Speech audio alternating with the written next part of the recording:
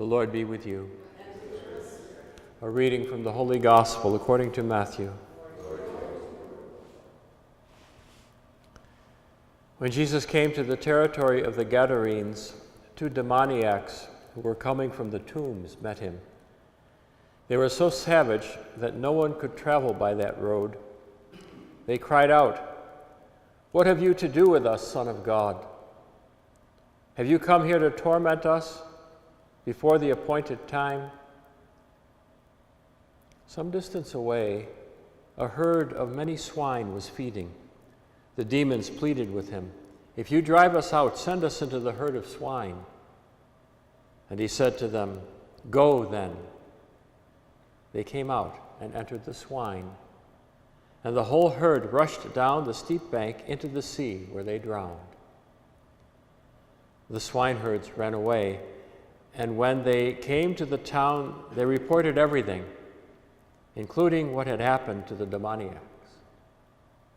Thereupon, the whole town came out to meet Jesus, and when they saw him, they begged him to leave their district.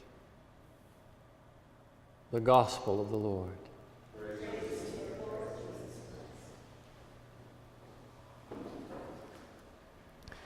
Today we pick up the story in Abraham of Ishmael. If you recall,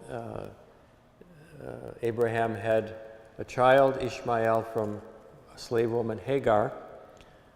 And during the time when God was making all these promises, and of course now, I don't know who was concerned whether or not Sarah was getting too old. Perhaps she was, that if God's promises are going to be fulfilled, we better push things along.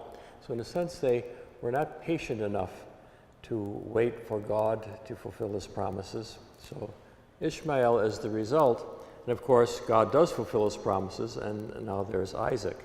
It's kind of appropriate that we're celebrating on the Feast of the Great Reconciler, Elizabeth of Portugal, this tension that exists between these two women, Sarah and Hagar. But it shouldn't be falling on their children. Now, of course, Isaac, we all know the genealogy. Abraham, Isaac, Jacob and Esau, Jacob's 12 sons, Joseph, and etc. So we know the heritage of the Jewish faith. We don't know much about the descendants of Ishmael, except we know that his father is Abraham, and Abraham is the father of faith. In modern times, the Muslims claim their descendancy from Ishmael.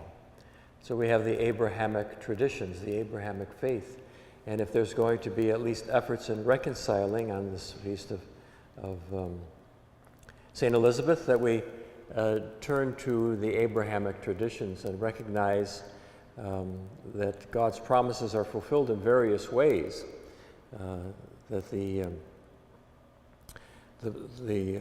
tradition of us, of course, is to think that God only is fulfilling his promises through Isaac, but the Muslims, of course, are firmly convinced that they also are being fulfilled through Ishmael.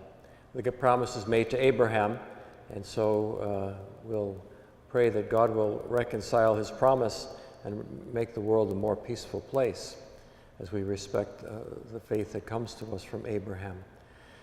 In the gospel, of course, we have the challenge: are you willing to accept the consequences of what receiving the Lord will mean, of what being healed will mean?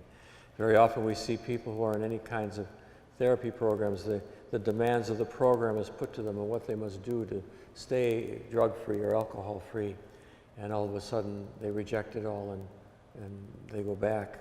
It's a kind of challenge for us to, are we ready to receive the demands of the gospel? Jesus puts the same demand to the apostles. Are you ready to drink the cup that I will drink? As